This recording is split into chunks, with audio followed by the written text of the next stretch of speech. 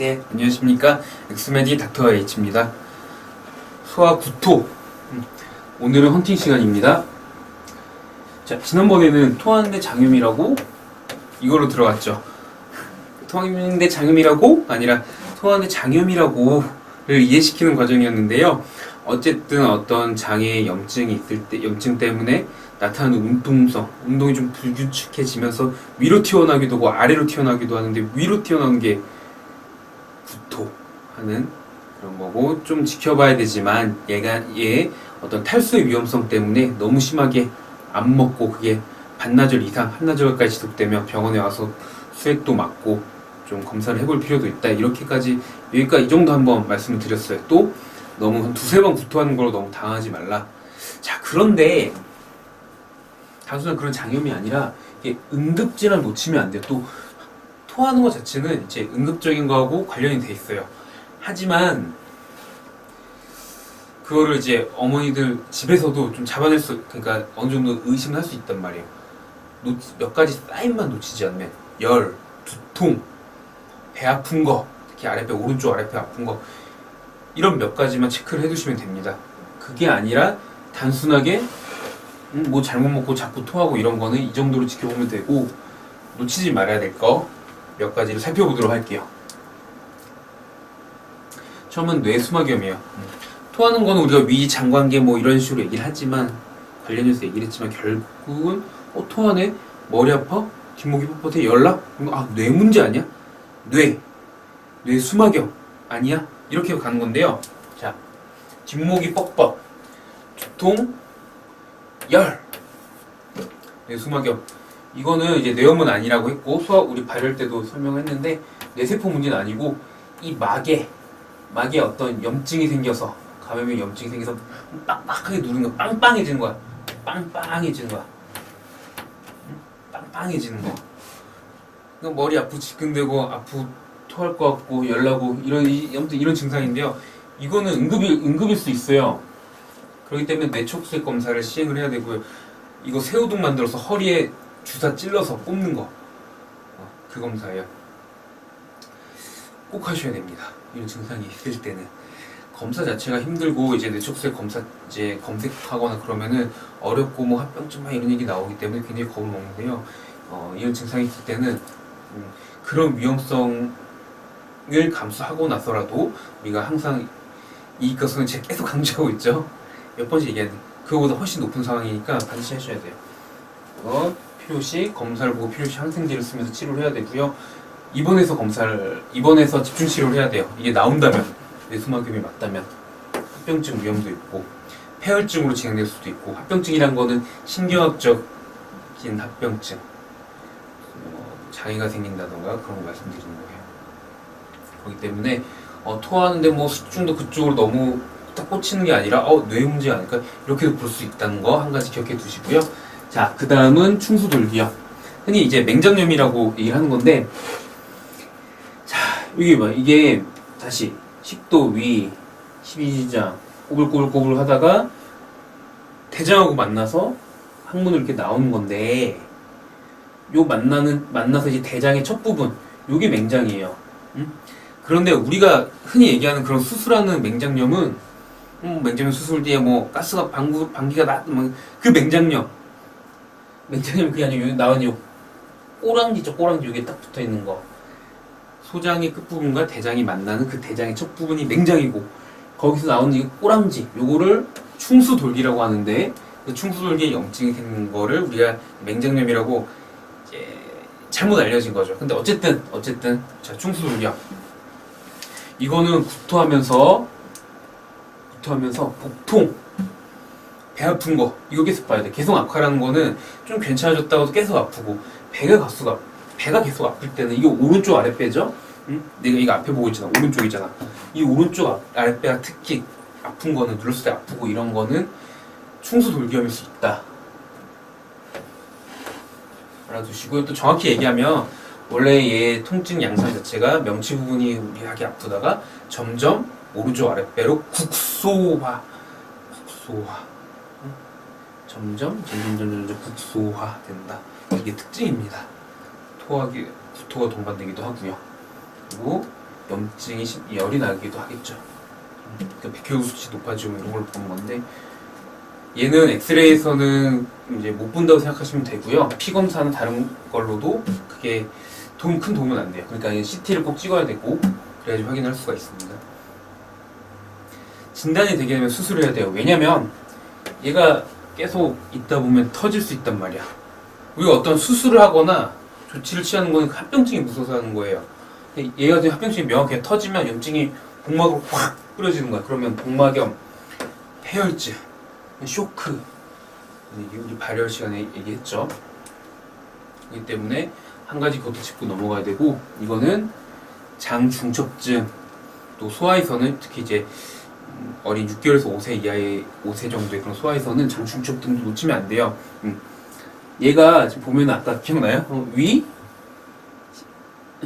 12절 꼬불꼬불 만나는 여기가 이게 더 정확하네. 이게 맹장, 이게 충수돌기, 여기 염증이 생긴 걸 맹장염이라고 잘못 불린 거라 했죠. 근데 어쨌든 이 소장이 이렇게 말려 들어온 거예요. 원래는 이게 만나고 끝나야 되는데 말려 들어온 거야. 그러면 이 부분은 내가 헬스케어부터 계속 강의 들었으면 알죠. 내가 좋아하는 쥐씨 무슨 막혀. 이 부분이 썩을 수 있단 말이에요. 음식물이 잘 넘어가지도 않고 썩고 그럼 이것도 응급상황이 올 수 있는 거예요. 그게 장중첩증이고요. 얘는 특징이 우리가 젤리 모양 그런 혈변을 본다고 돼 있어요. 그리고 가장 중요한 건 얘야. 주기적 복통. 뭐냐면 사실 이제 교과서적인 시간은 1, 2분이라고 하지만 어쨌든 배가 막 자지러진다는 표현 알죠? 자지러지게 막 아팠다가 갑자기 확 편해졌다가 무릎을 배에 붙이고 막 자지러지게 또 아팠다가 갑자기 확 편해졌다가 그런 거.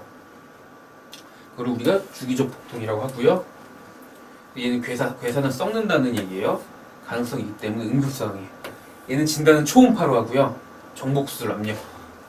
진단이 되면 정복수를 하는데, 정복수를 뭐냐면은 이게 이렇게 해갖고 한간 넘어와서 여기까지 가자 이렇게 해서 항문으로 간다 하잖아요. 그럼 거꾸로 공기를 이쪽으로 넣어줘서 공기던 어떤 물질이건 이렇게 넣어줘서 이 압력으로 거꾸로 와고 이렇게 밀어내는 거야. 밀어내고 밀려 나오게 하는 거야. 이렇게 하다가 몇 번 하다 보면 터질 수 있죠. 어쨌든 그래서 한없이 하진 않고 어느 정도 해서 안 되면 수술을 하게 됩니다. 여기까지 알아두시고요. 6개월에서 5세 사이에 잘 호발한다. 아까 말씀드렸고, 자 마지막으로 장폐색. 장폐색은 쉽게 얘기해서 뭐 어른들은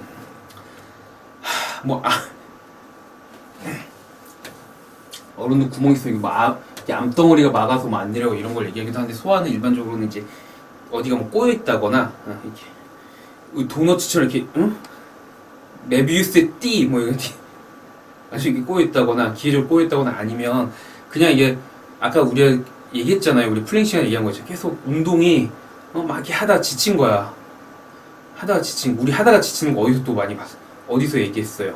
심장도 처음에 막 짜다가 지치면 나가 떨어지고 혈압 떨어지고 이런 얘기 했죠. 아무튼 뭐 비슷한 원리는 얘도 지쳐갖고 그냥 일을 안 하는 거, 움직이지 않아. 그러면은 음식물이 안 내려가. 위로 튀어나오기도 하고 계속 가만히 있어.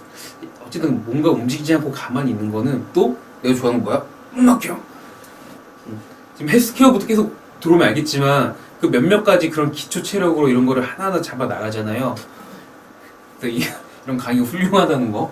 지금 그게 중요한 게 아니라 장마비 기능성이라는 거는 뭐가 꼬여있거나 막힌 게 아니라 얘가 움직이질 않아서 막힌 그 상태고요. 이게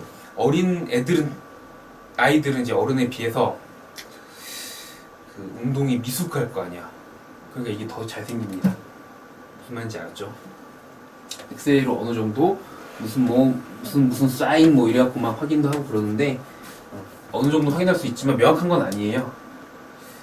사실 엑스레이는 가스나 변이 뭐 차이는지 이 정도 보는 거라고 생각하시면 돼요. 크게 어디가 뭐 빵꾸 뚫렸던가 천공 그런 게 아니면. 그래서 이제 아이들은 사실 이제 안 움직이면 관장을 해서 관장에 어떤 자극을 주는 거잖아요. 좀 빠져라 이렇게 하게 주기도 해요. 원래 엄밀히 얘기하면 원칙적으로 콧줄을 껴야 돼요.